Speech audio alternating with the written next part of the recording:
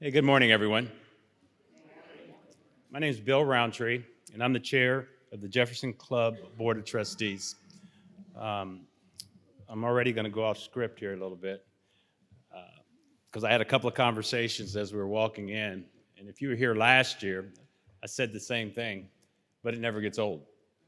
Um, I'm sure that there were just a flood of memories for many of you that haven't been back on campus as you were walking around this beautiful campus this morning on a spring morning.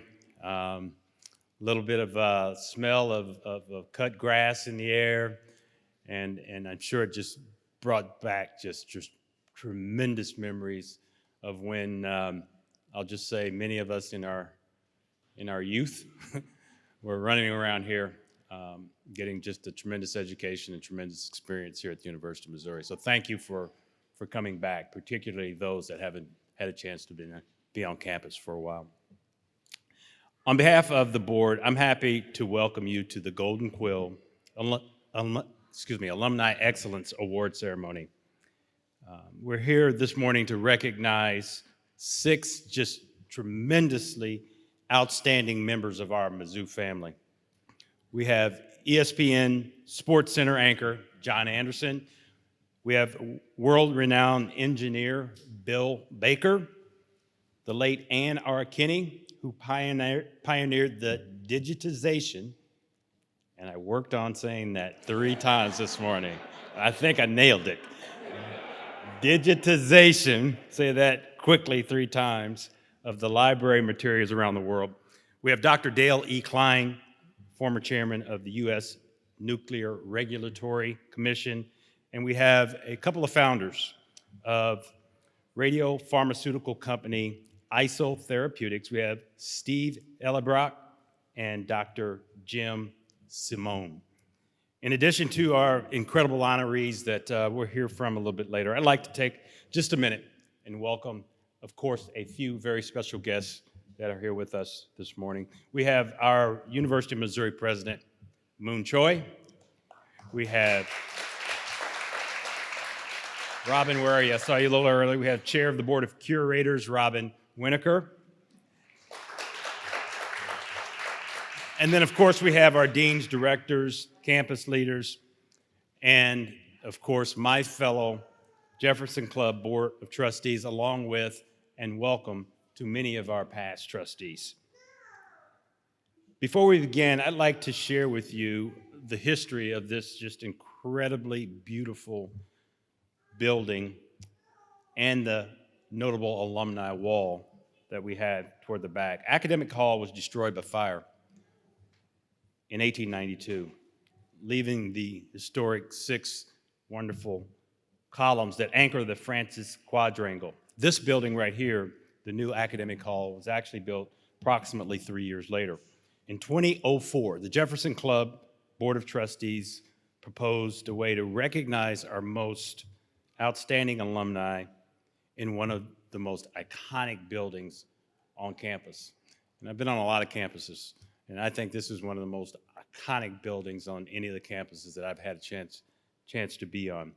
The Jesse Hall Honor Vestibule, located inside the south entrance, was envisioned, and a student design competition was launched to create that vestibule. Mahima Chow Drury, he was then a master's student in environmental design, created the winning design, which was dedicated in the fall of 2005. Jefferson Board of Trustees has the honor and privilege annually of presenting the Golden Quill Alumni Excellence Award to outstanding Tigers who personify the university's core values and have demonstrated excellence, just true excellence in their chosen field of endeavor. Our recipients are added to that notable alumni wall, proudly honoring our most distinguished alums. We have actors there, we have artists, we have journalists, we have business leaders, we have politicians, inventors, and more. The alumni leave the university prepared to actually change our world for the better. And we have more than 360,000 alumni worldwide.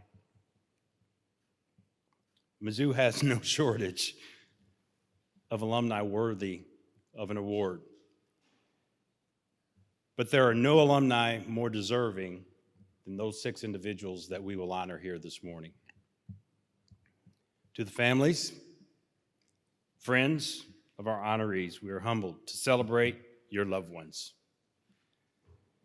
And we're so incredibly, incredibly proud to call them a part of our University of Missouri family. Their significant achievements, they're actually an inspiration to every last one of us, and we're proud to add their names to the Jesse Hall Notable Alumni Wall. And before we recognize today's honorees, I would like to take just a moment and bring up our president, Dr. Moon Choi.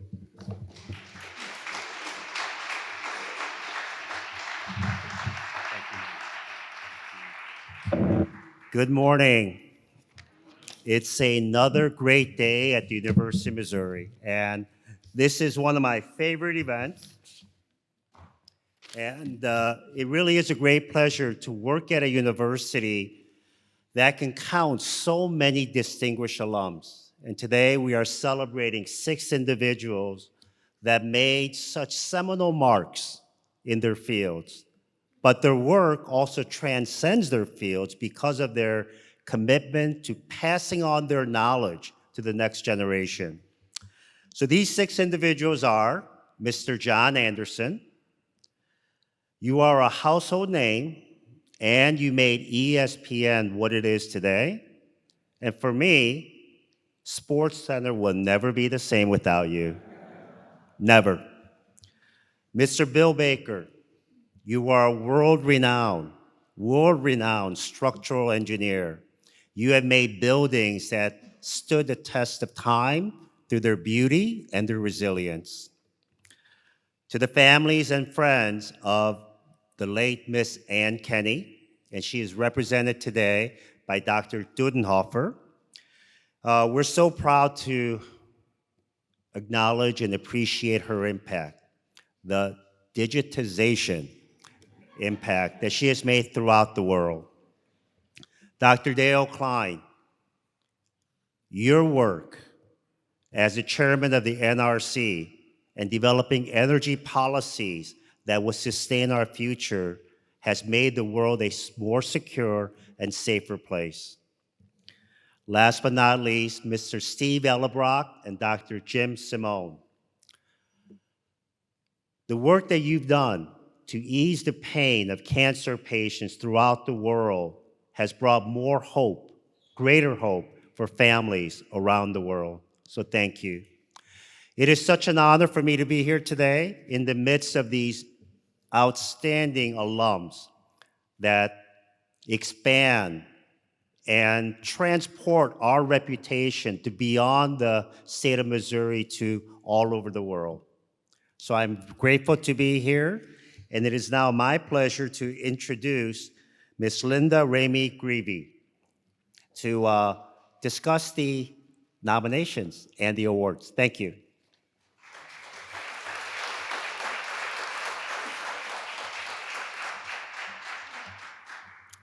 Thank you, President Choi. It is my pleasure to introduce our first honoree. John Anderson is an ESPN journalist and SportsCenter anchor, and currently hosts the 11 p.m. edition of the network's flagship sports news program. Since joining ESPN in 1999, he's been a 4-time Emmy Award winner. You may also remember him as the host of ABC's hit primetime television series, Wipeout, which ran for 7 seasons starting in 2007. John is also an author, having co-authored a book with golfer Chichi Rodriguez, Chichi's Golf Game You Gotta Play. That was what I had to practice a few times this morning. John graduated with a bachelor's degree from the Missouri School of Journalism in 1987 and began his career right here at Mizzou's NBC affiliate, KOMU TV. He was a 4-year member of the men's track team, competing in high jump, and captained the squad his senior year. He was also our 2002 Homecoming Grand Marshal, a 2007 recipient of a Faculty Alumni Award, and delivered the commencement address for the School of Journalism in December of 2007. He and his wife, Tamra, are members of the Jefferson Club, of which John is our former chair. They are also members of the MU Legacy Society and the Walter Williams Society, as well as the founders of the Anderson Family Charitable Foundation, which helps supply underprivileged youth with backpacks, school supplies, and food. Please join me in welcoming a most deserving recipient of the Golden Quill Alumni Excellence Award, John Anderson.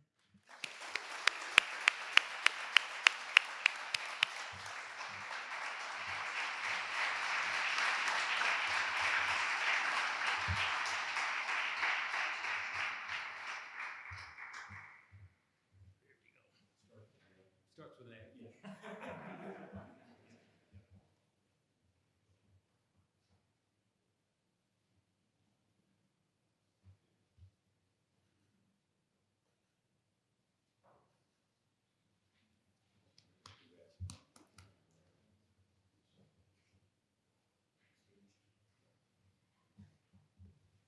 It's funny, I helped create that thing and I never held it till just now. It's really heavy. Where's Hannah Watts? And I said, do I have to speak? And she said, yes. And I said, how long? And she's like, 2 or 3 minutes. And I thought, when they asked me to speak at graduation, they said, you just need to go 6 or 8. And I went like 20. So I feel like, go ahead and multiply how long that's going to take on your own when I'm up here.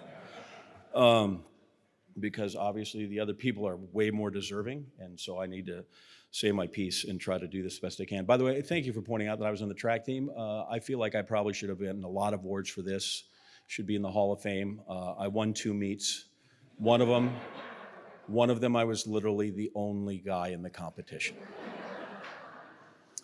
And I remember, usually they start the high jump at like 6'8" or 6'10", and my confidence was such, I'm like, how about we start at 6'2", just to make sure I win, and then we'll move on from there. It is hard to believe that 40 years ago, I was finishing up my freshman year. So I probably didn't see this coming. I probably didn't see the really bad C in sociology coming that fall either when I came back, but anyway. And then I think to 2017, and I really didn't see this coming because Russ Smith, where's Russ? Okay, so Russ worked really diligently with his crew to come up with this award because before that, like if you just had chalk or a Sharpie, you could go write your name on the wall and nobody knew. And you're like, wow, look at that, there's Bill Smith, he's on the wall, it's amazing. So I thought we had put in some criteria and guardrails against something like this with me getting up here happening. So hopefully you guys will revisit that with the current Jeff Club members. And to Linda, as I said last night, so Bill was giving a lovely speech about the outgoing trustee and how hard she had worked on donor relations committee and how much she had input in the Quill. And so then she got up to speak and she said, okay, first I need to apologize, I've made a mistake and there's been a terrible error. And I thought, I'm right here, I can hear you. Maybe you should have asked me to leave the room before you talk about the terrible mistake. It turns out she hadn't recognized her crew. And so I was safe and I didn't have to leave in honor. So I relooked at the criteria of everything last night. And Russ, you'll be happy to know I have completed 12 hours or more here at the University of Missouri. So I am eligible. And then I spent 36 years in this business and 25 at ESPN. And believe me, because I told you, freshman here, I didn't see also 4.5 years and 2 summers coming to get that degree, but we finally made it through. They say you shouldn't name names because you're going to forget people. So at ESPN, as you know, we love top 10 lists. So I'm going to go through quickly 16 people. Because journalists, math, whatever, it's kind of close. So Jane Clark, does anybody remember Jane Clark? If anybody was at the J School and knows Jane Clark, right? You had to sit in the fishbowl, and once I got through her class, I thought, all right, I might have a chance. Meg Howard at the radio station, Steve McCall at KBI as well.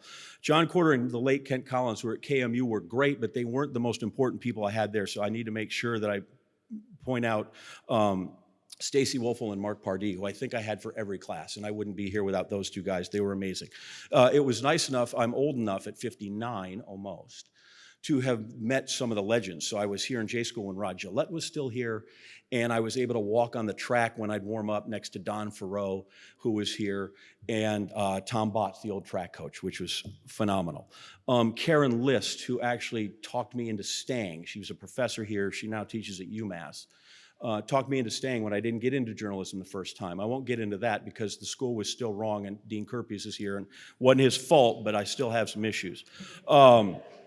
Don Ranley, who, if anybody knows Don Ranley, you walk through the door and you're like, wow, I am in the best chair, in the best row, in the best auditorium, in the best building, on the best journalism school, in the best campus in America. And you're like, how could I not succeed?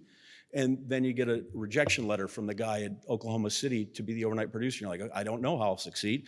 And then I fly back and Don's on the plane with me. And he's like, you'll be great. I can't believe it.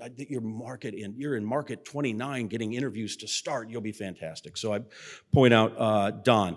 Then I was really lucky to work with students, my best friends. And I'm like, what a crew. Chris Gervino, the mayor, Dave Hunsaker, who is the longtime play-by-play voice, 20 plus years now at Oklahoma State University, Craig Cann, who was one of the original guys at the Golf Channel, Jerry Jacobs, if anybody knows Jake from down in Springfield, he's a legend down there, gave up his journalism career to go to Afghanistan and be a medic and came back. So I had an incredible bunch of group of fellow peers and students to work with, which was amazing.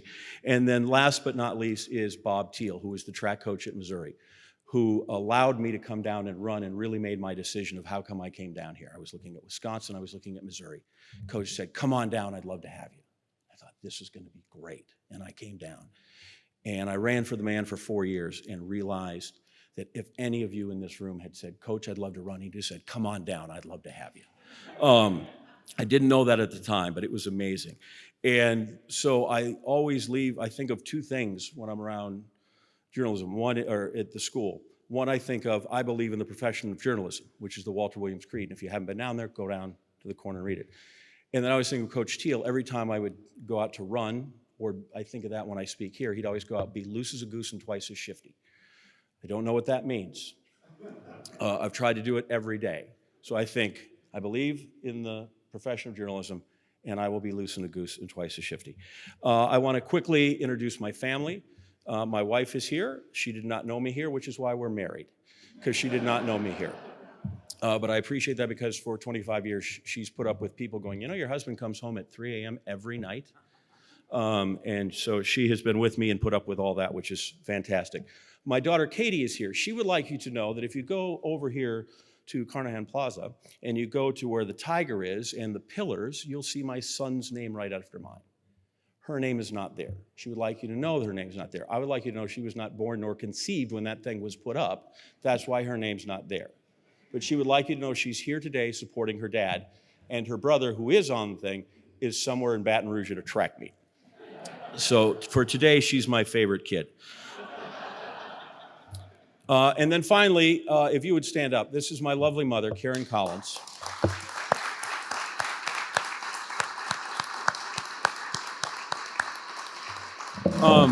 Contrary to popular opinion, she did not change her last name because of my career in journalism. My father passed away when I was very, very young. And then I had the world's most wonderful stepfather. He took me down here for placement tests, and I have a son named Colin because my last name for my dad is Collins.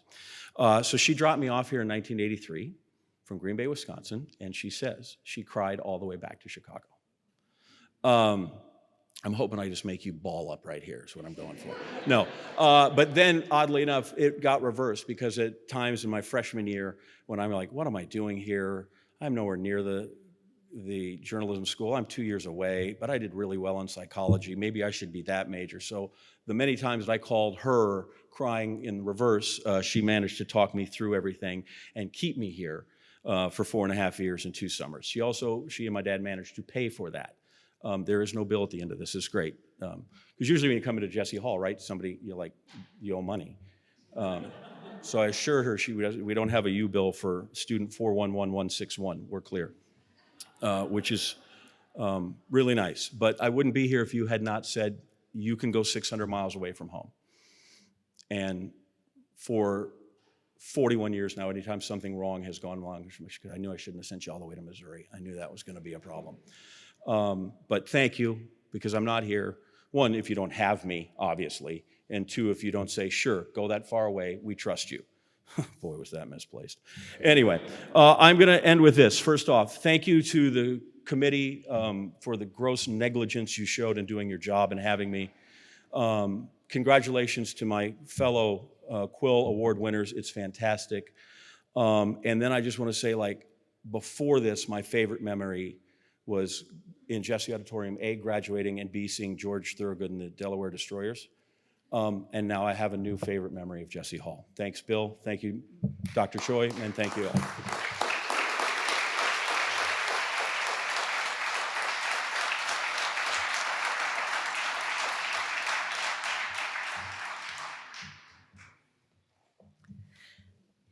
Our next Golden Quill recipient is regarded as quite possibly the most important living structural engineer in the world. William F. Baker is currently a consulting partner at Skidmore, Owings, and Merrill, LLP. His key design, called a buttressed core, was a massive leap forward and up for skyscrapers around the world. For years, small refinements led to moderate increases in height. For instance, in 2004, Taipei 101 was named the tallest building in the world at over 1,600 feet. That made it taller than the Willis Tower of 1,400 feet, but in the same ballpark. That all changed with Bill's design. Utilizing the buttress core design, the Burj Khalifa surpassed the record, standing over 2,700 feet tall, nearly twice the height of the Willis Tower.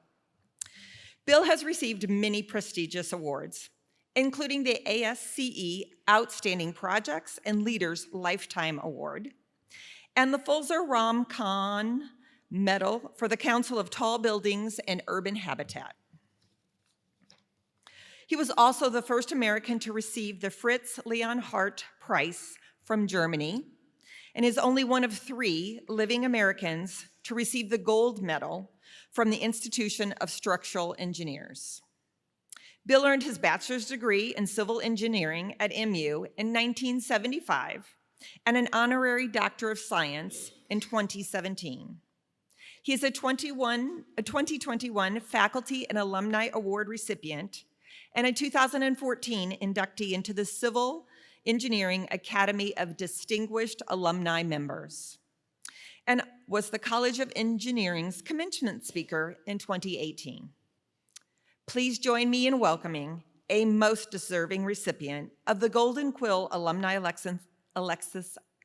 Excellence Award, Bill Baker.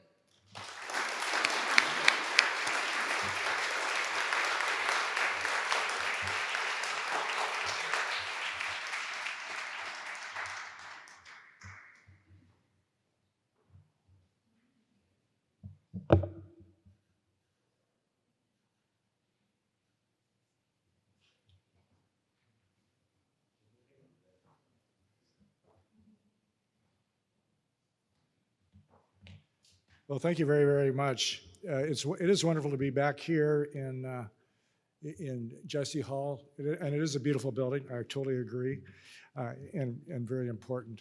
I grew up about 25 miles from here in Fulton, Missouri, another college town with a much smaller college, a much smaller town, and Columbia was the place we always came to. You know, to come to Mizzou to hear the concerts, and as a kid, and go here.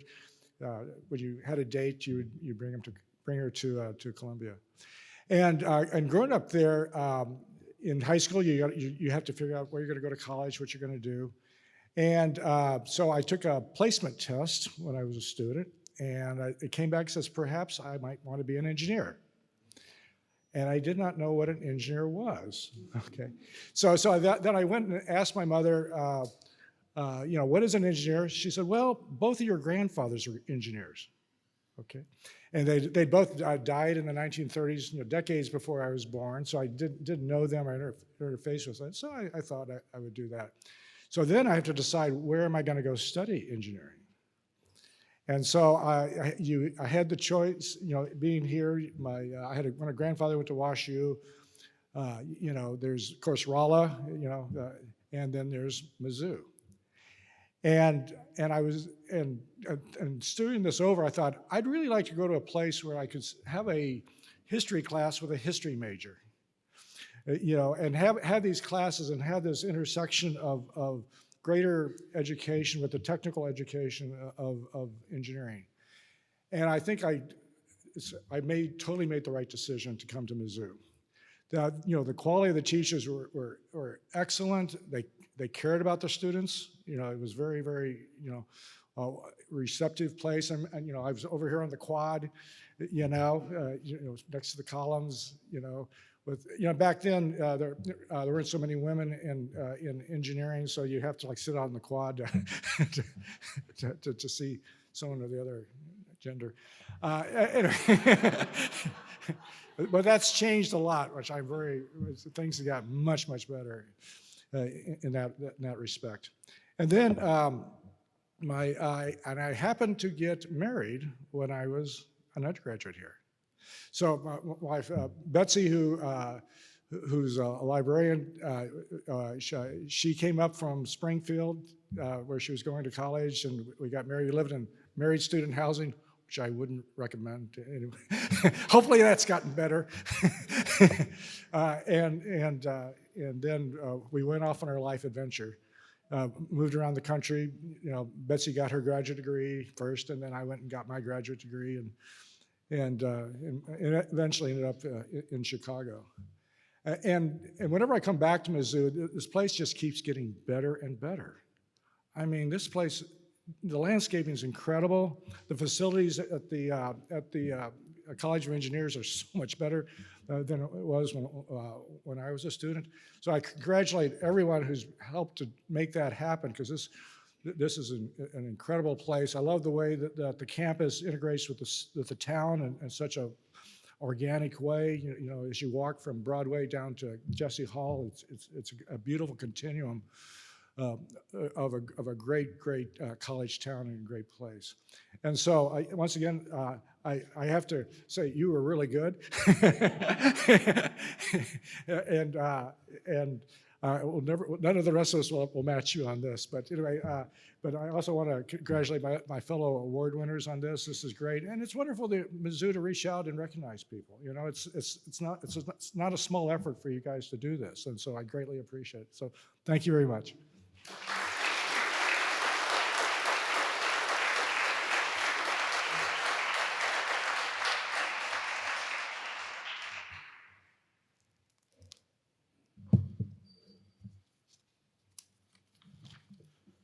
Good morning. My name is Nicholas Jane, and it's my pleasure to serve as Vice Chair of the Jefferson Club Donor Recognition Committee. This morning, I'm honored to tell you more about our next Golden Quill recipient, the late Ann Kinney. Internationally known for her pioneering work in digitizing library materials, the standards she set have been adopted by archives and organizations around the world. This includes JSTOR, which provides access to more than 12 million journal articles, books, images, and primary sources to date. Anne began at Cornell University Library in 1987 and retired in 2017 as the Carl A. Kroch University Librarian. She co-authored 3 award-winning monographs and more than 50 articles and reports across her notable career. From her start as Associate Director in the Department of Preservation and Conservation, she established Cornell Library as a pioneer in digitization, open access research materials, and preservation. She served as a fellow and past president of the Society of American Archivists, as well as a commissioner of the National Historical Publications and Records Commission, which is part of the National Archives. She also worked with the National Science Foundation and European Union Working Group on Digital Preservation Research Agenda and was a member of the Clinton-Gore transition team. For more than 15 years, she led continuing education programs in digital imaging and preservation that attracted participants from around the globe. Anne also testified before Congress regarding the release of Supreme Court Justice Thurgood Marshall's personal papers. Donated to the Library of Congress in 1991, the papers were made public following Marshall's death in 1993. These private memos and drafts allowed the American public new insight into the function of the court, as well as the personal relationships of the justices serving at the time.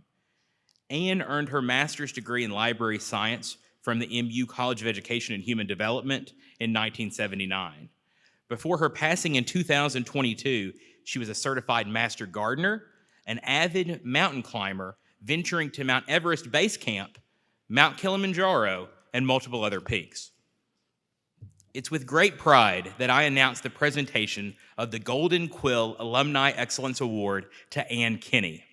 Here to accept the award on her behalf is Dr. Cindy Dudenhofer, Associate Teaching Professor with the School of Information Science and Learning Technologies and former President of the Missouri Library Association.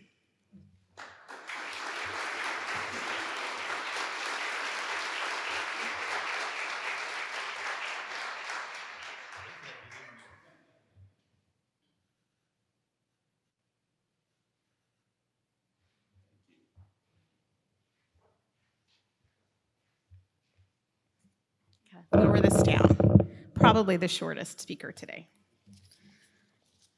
Good morning. I am Dr. Cindy Dudenhofer, faculty member and program coordinator for the Library Science program here on Mizzou. Happy to see another librarian here in our audience. It's an honor to be asked this morning to share a few words on behalf of Ann Kinney, our graduate alumna from 1979.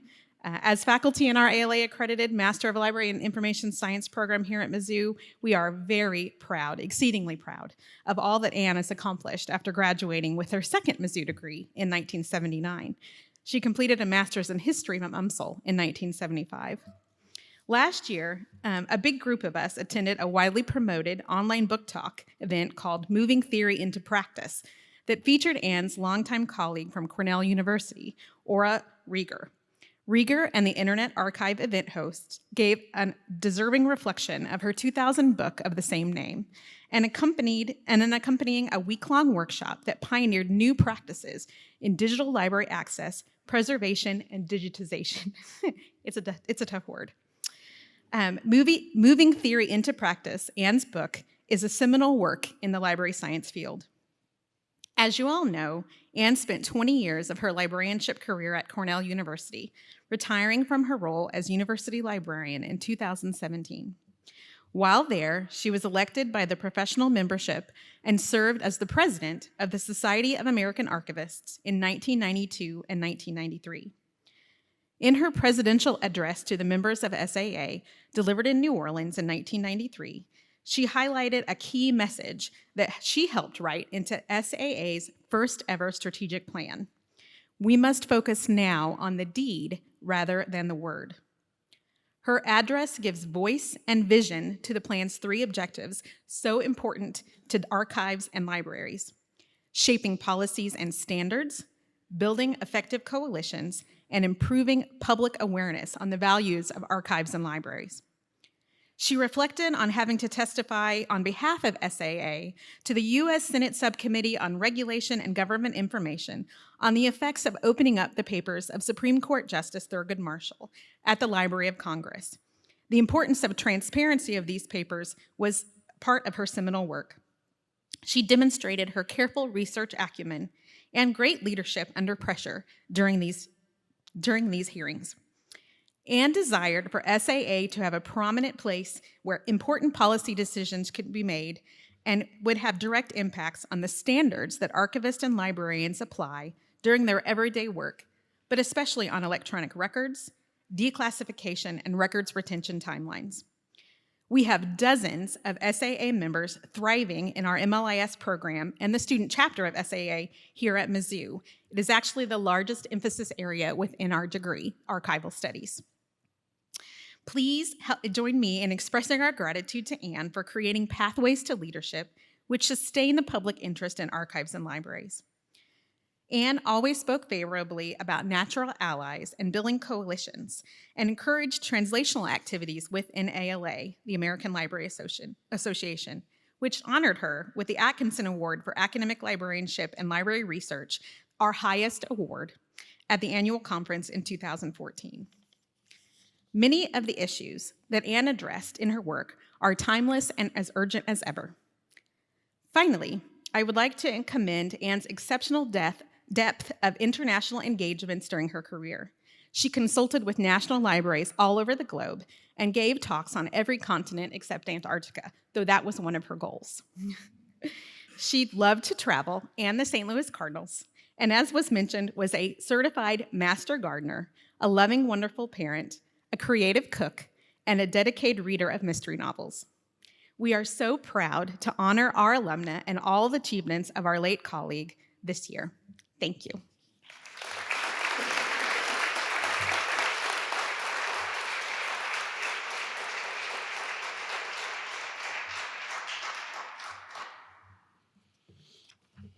Our next Golden Quill recipient has a long career in nuclear research, safety, and defense. Dr. Dale Klein is the Reese Endowed Professor in Engineering at the University of Texas at Austin. From 2011 to 2022, he served as the Associate Vice Chancellor for Research at the University of Texas System and has held a multitude of titles at UT, including Associate Director of the Energy Institute, Associate Vice President for Research, and his current professorship. Dr. Dale Klein was sworn into the U.S. Nuclear Regulatory Commission in 2006 and was appointed by Chairman President George W. Bush, serving in that role from July of 2006 to May of 2009. As chairman, his focus was on ensuring the safety and security of the country's currently operating reactors, even as they reviewed more than 30 license applications for new reactors. He also emphasized increased coordination with international partners, as in his words, an accident anywhere is an accident everywhere. Before joining the NRC, he served as the assistant to the Secretary of Defense for Nuclear, Chemical, and Biological Defense Programs. Dr. Klein earned a bachelor's degree in mechanical engineering in 1970, a master's in 1971, a doctorate in 1977, all from Mizzou's College of Engineering.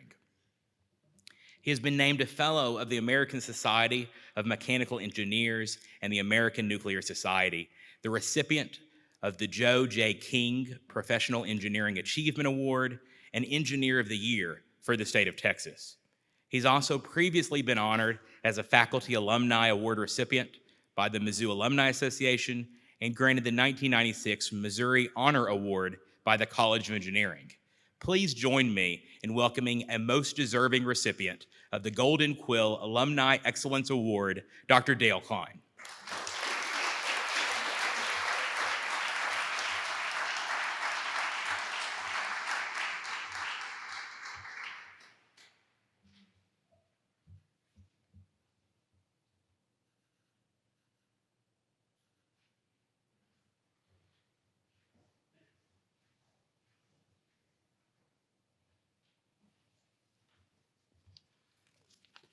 Thank you very much, Nicholas. And it's nice to see a President and Chancellor Choi who is an engineer. You know, I like engineers, so it's really great to see someone who has achieved that success. And Trustee Roundtree, thank you for your participation. Other trustees and fellow awardees, it's nice to now be a Quill, so that's a great honor. You know, when I came to the University of Missouri-Columbia, it was quite a cultural shock for me. I grew up on a farm further away than Fulton. And so my nearest neighbor was 2 miles away, not counting my grandmother. And so when I came to the University of Missouri-Columbia, I'd never seen so many two-legged animals in all my life. I'd seen a lot of four-legged on the farm, but I'd never seen so many two-legged. So quite a cultural shock. But one of the things that really helped my career, and I'm sure all of us can go back to that special faculty member. So my faculty undergraduate advisor and master's chairman, Dr. Dave Wallersheim, is in the back. He's with us today.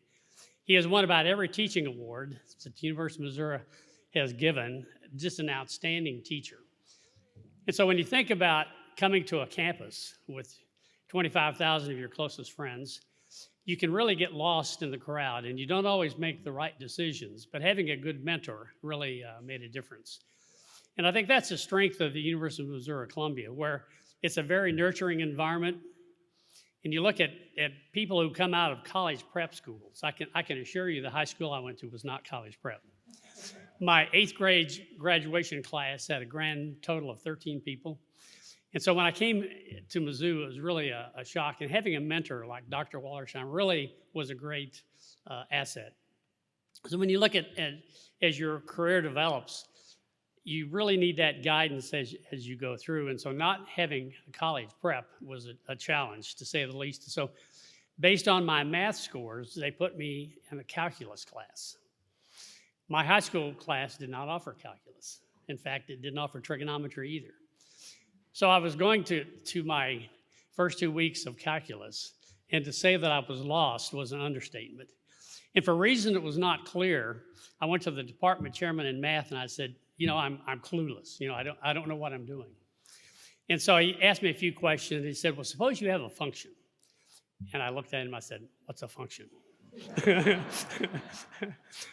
And so he asked me a few more questions, and he said, I think probably it would be better for your career if you went back into college algebra, trigonometry, and really got a good baseline.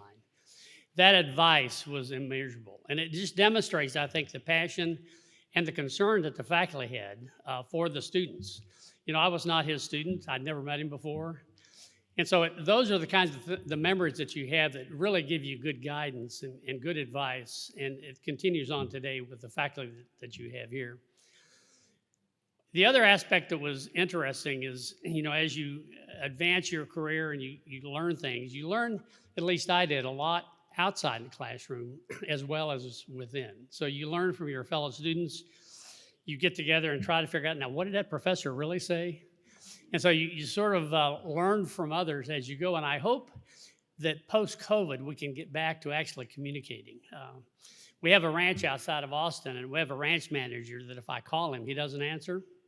If I send him a text, bing, I get a response. So it's amazing, telephones you can actually talk on. You can really communicate with people. So I think post-COVID, I hope we can get back to that world in which we can communicate a little bit better and actually see people in 3D rather than just 2 dimensions.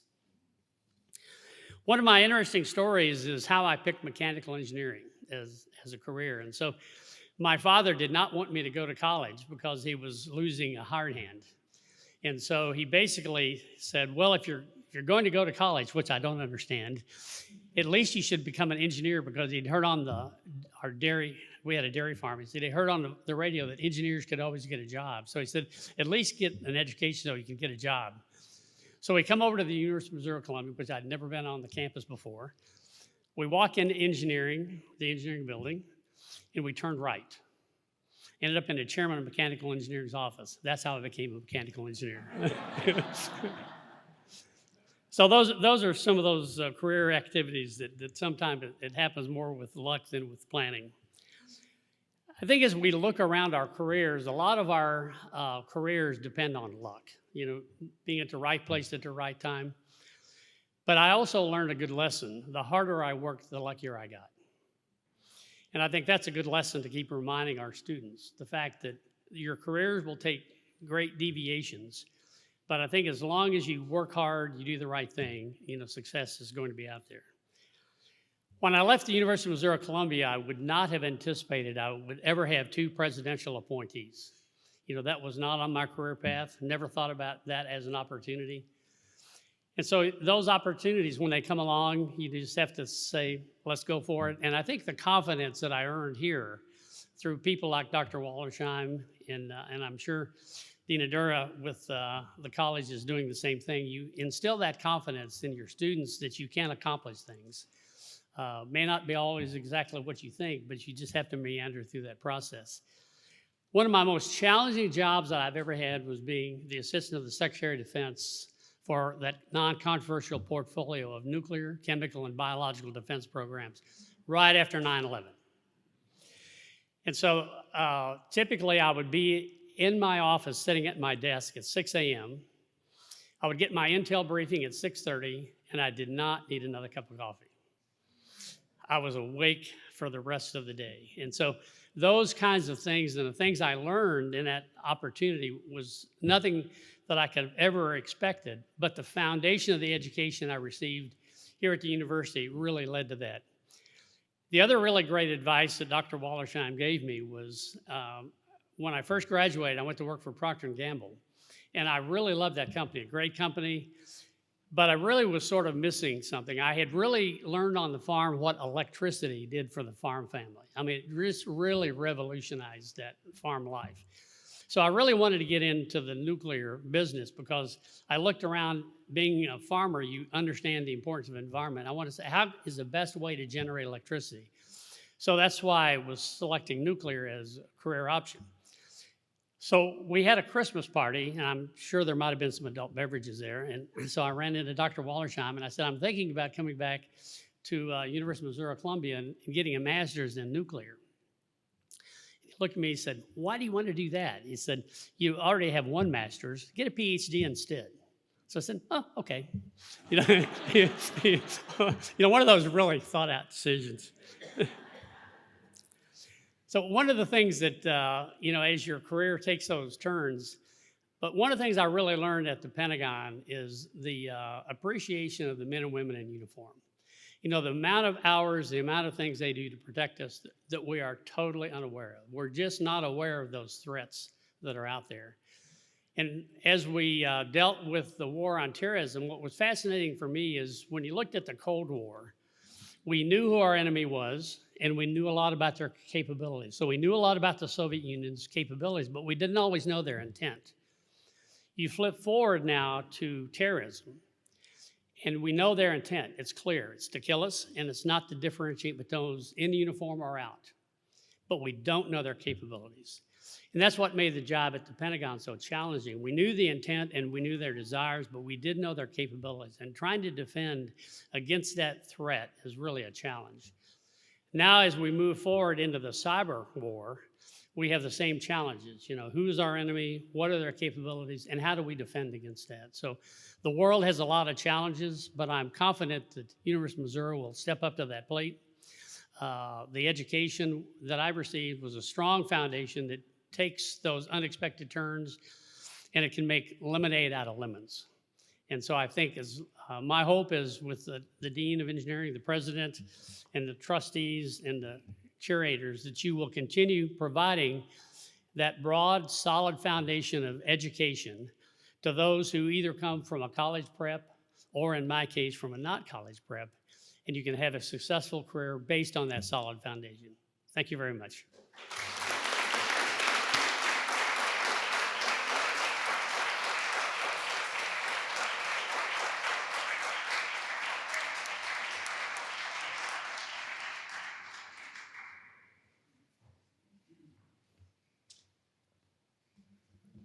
Good morning. I'm Dr. Michael Jones, and it's my pleasure to serve on the Jefferson Club Donor Recognition Committee. Our next Golden Quill honoree is a founding principal of Isotherapeutics, a leading pharmaceutical company with radiopharmaceutical capacity. Following his graduation from Mizzou, Steve Ellerbach began his lengthy and successful career at Dow Chemical Company, where he would retire as a global research and development director in 2008. While with Dow, Steve led technology groups and businesses in the US and abroad in the areas of packaging, telecommunications and power, building solutions, and automotive. He also spent time managing the company's Asian operations and helped lead the integration of Union Carbide into the company in the early 2000s. Since retirement, he has been involved with several other startups, including Missouri Solar Applications, Brazil Sport Plastics, and LDEV. Ellerbach earned his bachelor's degree in chemistry in 1973 and returned to Mizzou on scholarship from Dow Chemical to complete a master's degree in chemistry in 1997. He would later be joined as a Mizzou alum by two of his daughters. He's a 2009 College of Arts and Science Alumni of the Year Award winner and a member of the Chemical Engineering Academy and former member of the Next Gen Health Advisory Board. He also was involved with Isotherapeutics co-founder Jim Simone and generously supported the creation of the Simone Ellerbrock Professor in Medicinal Chemistry held by Dr. Carolyn Anderson. We're so grateful for the leadership and support. Please join me in congratulating Steve Ellerbrock.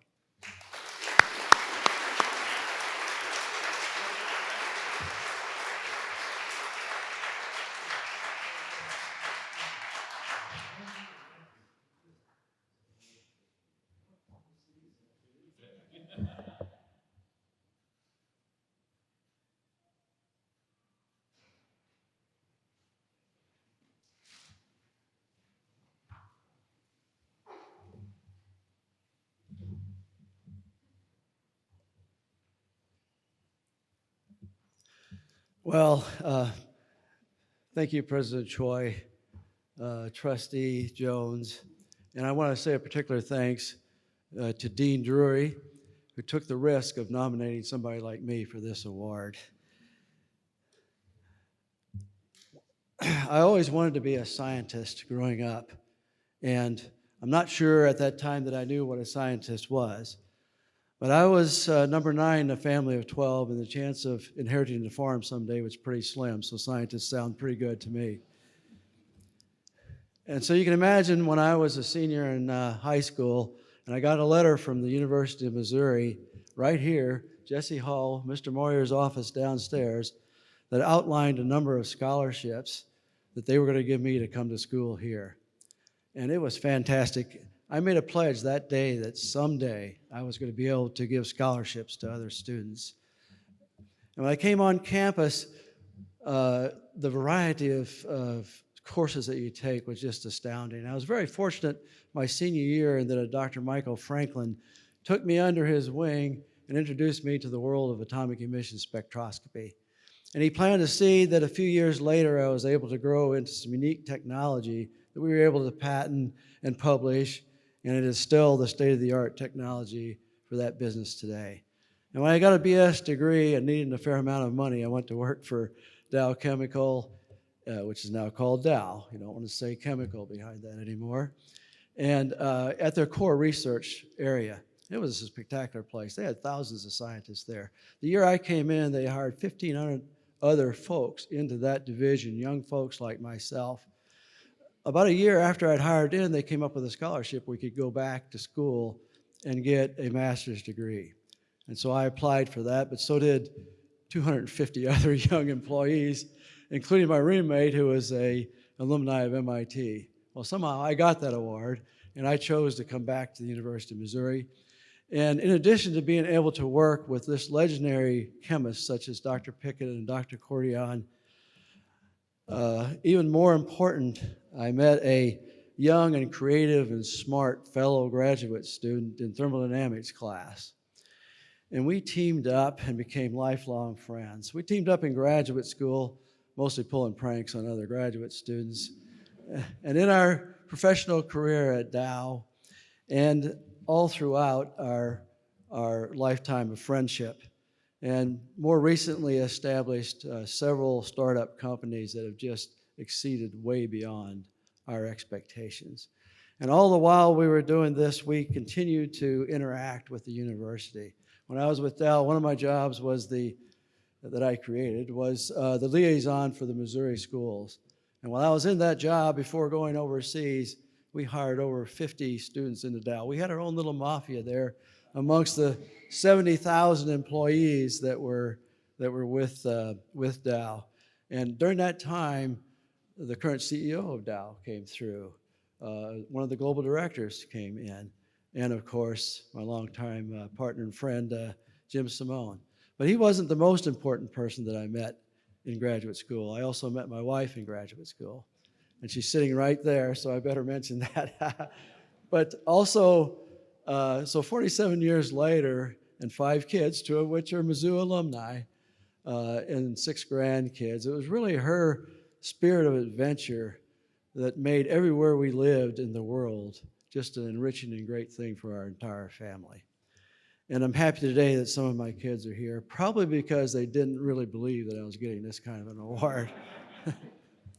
And so throughout our career, we wanted to give back to the university and also to students that needed scholarships. And we're very blessed that we've been able to do that. And I just wanted to end because besides myself and Jim standing in the way of a nice lunch, I should speed this up. And I wanted to end by saying that we're really blessed to be able to help other students and interact with the University of Missouri, and also to help the university continue to be the great enabler that it is, to allow young minds to achieve great dreams as it did for me. Thank you.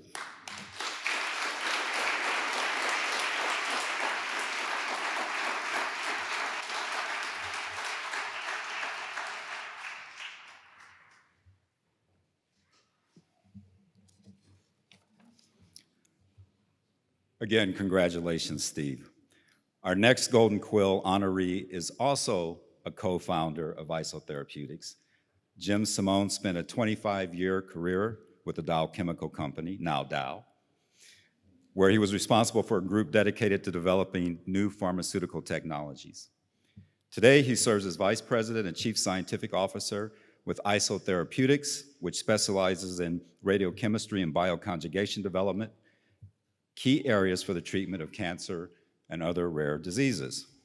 Isotherapeutics has recently been acquired by Telex Pharmaceutical and retained Dr. Simone in his role as CSO of Telex Isotherapeutics. Dr. Simone holds more than 50 US patents, including the patent for Quadramet, which is an agent designed to relieve excruciating pain associated with metastatic bone cancer. He's been involved in numerous FDA submissions for clinical trials and has coordinated the radioisotope activities at the University of Missouri Research Reactor and College of Veterinary Medicine, as well as the Harry S. Truman Hospital Center. Dr. Simone earned a master's degree and a doctorate in chemistry from the College of Art and Science in 1978 and 1980, respectively, and his endeavors lead him to be a faculty member and Alumni Award recipient in 2001. It is my distinct pleasure and honor to present the Golden Quill Alumni Excellence Award to Dr. Jim Simone.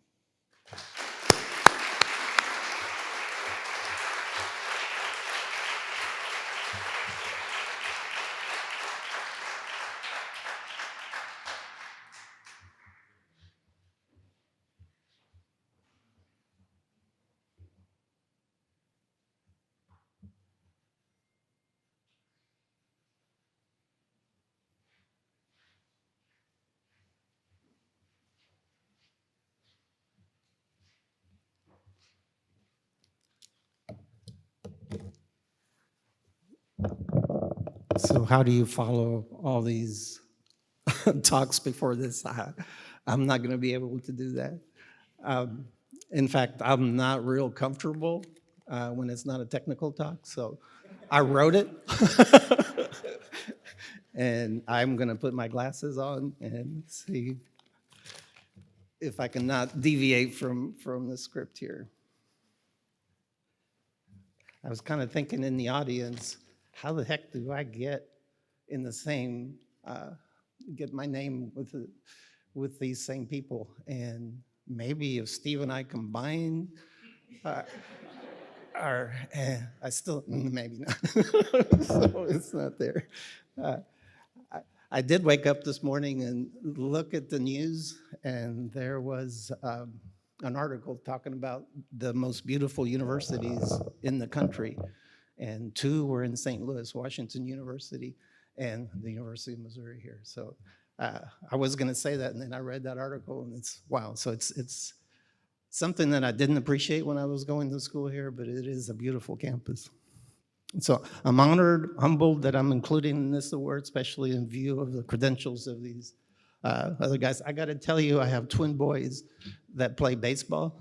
They're baseball players, and they saw this award. All they wanted to do was know about you. So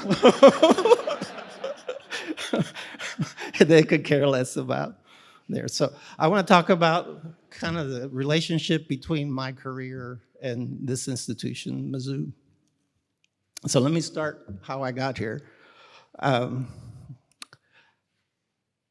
a degree in chemistry. at a small school in Ohio. And I had a friend by the name of Alan Kettering, and Alan's back here somewhere. There he is, back here. And so conversation with him, when we kind of decided to come here for graduate school. So you might want to think this is a very strategic decision that we made. How the heck did we decide to come over here? Well, there was a little postcard in the hallway of our undergraduate school. We filled it out, and then a professor by the name of Stanley Manahan called me every day for a long, long time until I said, Alan, we're going. And so that's how we jumped in my car and drove I-70 from Dayton, Ohio to Columbia, Missouri. So not a whole lot of thought put into it. So the first year of graduate school is highlighted by lack of money, but we were used to that. As a student, you don't have any money. I'll have to say this carefully.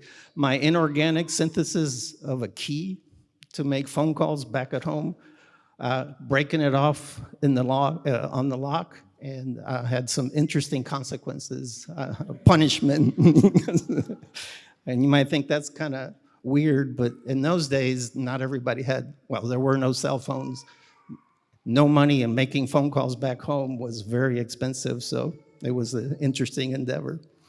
And finally, it was a selection of Professor David Troutner as the research advisor. So Dr. Troutner was the chairman of the chemistry department and had no graduate students. He wanted to start a research area in something weird called nuclear medicine, which I had no idea what the heck that was. And he was looking for graduate students. So both Alan and I chose to work with him. And as far as I can tell, we were the first two graduate students here in this university to perform radiopharmaceutical research. Dr. Troutner had a hands-off approach.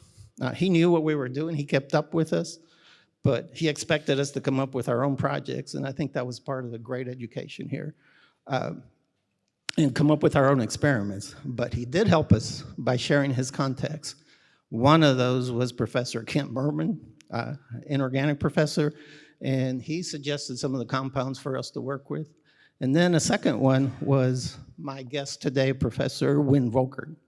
And Wynn turned out to be my to-go person in this place. Talk about figuring out what to do and how to guide yourself through this maze. He knew or had someone who could help me, and I'm gonna say me, but it was probably us, because he helped everybody with practically everything. So he was always available. I could always go in his office, and he would always help me with practically everything. So. And in fact, every suggestion that he made, I went in the lab and it worked. So that was, I wouldn't have gotten out of here if it wasn't for him. So step forward, one of my final aspects of my research was elucidating the structure of a technetium 99M macrocyclic compound. And that's what got me my degree. That's one of the things that got me my degree. Afterwards, the Troutner, Volkert, and I'm assuming with Dr. Merman, that team made modifications to that compound to make it pass the blood-brain barrier, and that became a product called Ceratec, and it's still used today to help people elucidate problems with the brain. So as a graduate student, I often, at that time, I always thought, boy, I graduated too quickly, because along with all of that, came royalties and whatnot, and I missed out on all of that because I was gone by that time. So now I gotta think about whose fault that was. So after graduating, I accepted a job at the Dow Chemical Company. So again, a very strategic move on my part. So how did this happen? Well, I met Steve Ellenbrock. So he's the person responsible for me leaving. So he may owe me some money for those royalties. I'm not So he's already said, I met him while I was in graduate school. He was very unusual compared to the rest of us. We were struggling, but he already had a job. He was very much more mature than we were. Of course, he's older, so that makes... I'm glad I'm going last, right? He says 1 year, but it's 2. He always lies by 1. He'd already completed all his research. Where we were struggling, trying to work at night in the lab, that was already done. And he came back to accomplish several things. So he had to finish a couple of courses, played jokes on students and faculty. He defended his thesis and found Karen, his wife. He did that all very well, as evidenced by his 5 kids being here and Karen in the audience. But along with taking that job in Dow, I gave up the chance to be in nuclear medicine. At least I thought I did. Then an amazing thing happened. I was in Freeport, Texas with Steve, and I found a group that sold millions of pounds of compounds called chelating agents, and they control metal ions. I met the main scientist of the Keeling group. His name was David Wilson, and he became my Win Volkert at Dow. Dow, as Steve mentioned, is a huge company. Navigating through that was difficult for me, but David helped me tremendously. So in those days, the structure of radiopharmaceuticals, this is before we had all these fancy proteins and peptides. It was just a chelating agent. Well, that could come from Dow, and a radioisotope that could come from Missouri. So David and I talked our Dow management into starting a program in radiopharmaceuticals, and they said, well, how do you expedite that? Let's go to Missouri and start this program, and we did. So what did I do? I came down, visited Professor Volkert, and I said, we've got this opportunity. I also visited Professor Troutner. I wanted Volkert to be the head of it, but I wanted Troutner to also participate, and that's how we started. So we sent the compounds from Dow here, and that led to the Quadramet product, and Quadramet for the treatment of bone cancer. But all the initial work was performed in this institution. We sent the compounds. The isotope was made by Merck, samarium-153. Small animal work was performed at the VA hospital. The large animal work was performed at the vet school, and that was with another collaborator, Dr. Jimmy Latimer. The clinical trial was performed at the VA hospital in the direction of yet another collaborator, Dr. Richard Holmes. All of this happened in this university. So within a short period of time, the Volkert, Troutner, Holmes team had made a big impact in nuclear medicine. So let me fast forward. It was time to leave Dow, and so we started as a therapeutics group. So Steve, as you have heard, and I, and a young man by the name of Keith Frank, who was in my group at Dow, started isotherapeutics. It's grown from a couple of people to about 20, and we have customers all over the world. I started bringing those customers here, and one of these collaborations, again, with the vet school, led to Doug arthritis radiopharmaceutical, and it's a commercial now in dogs. We prepare it in Texas, and again, it's going all over the country for treating these, for treating dogs. Early in the life of isotherapeutics, we decided to improve on Quadramet. We funded the project via grants, and of course, we included the University of Missouri in those grants. We had the capacity to do the small animal work, but the isotope was still made here at Merck, and the dog work all happened here. So we've taken this new bone agent into the clinic, and it looks good. In fact, it looks so good that it's been taken on by another company. After 19 years at ITG, it was time to make a move. And so one of our customers sent some scientists down, and they said, we really, really need your help. So my answer was, how bad do you need our help? After about a year later, was just a few weeks ago, we are now officially part of Telex Pharmaceuticals. They also acquired Cyclosam, our new bone agent, so it's not just us that they like, but they liked our technology. So let me ask you a question. What would you guess is my strategy with Telex? Well, if you're listening, you're right if you're saying bring them to Missouri, and we're going to do exactly just that. So 2 initiatives so far: clinical trials for Cyclosam. So we're gonna get that done, and another project which we can't talk about, but I got to name it, and we've been thinking about that even before Telex, and we call that Project Volkert. I can't say much else about that, but it's going to be the Project Volkert. So in about 3 weeks, I'll be back to talk with management from Telex, and we're going to talk about all that. So let me summarize. My recurring strategy has been a constant collaboration with the University of Missouri. It happened at Dow with Quadramet. Of course, Dow is a giant company, but they had no interest in radiopharmaceuticals. It happened at Isotherapeutics with Cyclosam. Well, a lot of interest in radiopharmaceuticals, but not very big, not very many resources. And now with Telex, both of them fit. They're a large company, and all of what they do is radiopharmaceuticals. And again, clinical trials and Project Volker, I'm sorry. So how do I see the future of radiopharmaceuticals in this institution? Well, it started with Professor Volker, Troutner, and Holmes era, as I call it, and Al and I were privileged to be part of that. Then a young lady by the name of Sylvia Yerson. I don't know how many of you remember her. And by the way, I'm going to miss a lot of people, so I don't have as many names as you do, but I apologize. But I'm planning to come down and learn more of the names.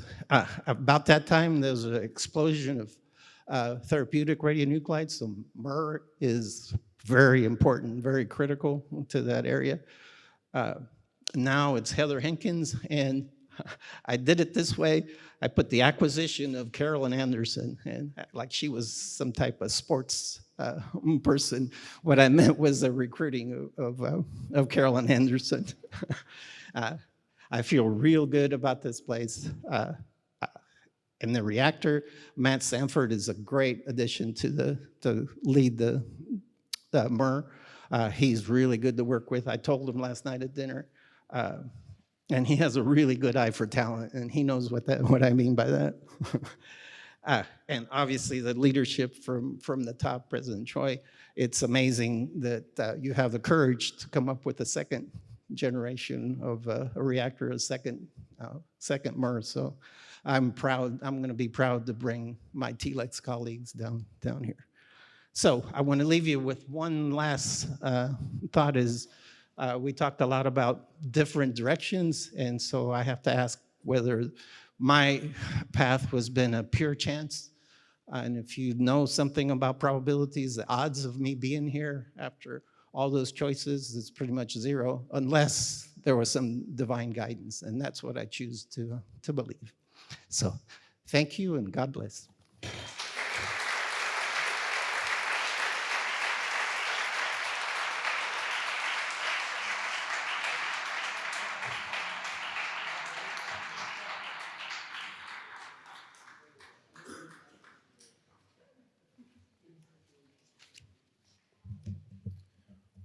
Wow, what a morning, huh? Oh, goodness. Almost hate for it to end, but we've got quite a few other things to do here this afternoon, and of course our annual dinner for this evening. So I want to thank, first of all, our Golden Quill recipients. Thank you for the contributions that you've made to our world, and taking the time to come back and visit with us this morning. I also want to thank my fellow trustees for all that you've done to help and make this happen this morning. There's nothing better. You don't get, at least I don't get, a warmer feeling than being in a full room of the University of Missouri Tigers. And that's what's occurred over the last couple of hours here this morning. So let's do what we're here for. I'd like for our recipients and their family members to be the first to rise, head back to the wall, and then after they are there, the rest of the folks here this morning, we're going to go back and we're going to have one more little celebration. Thank you.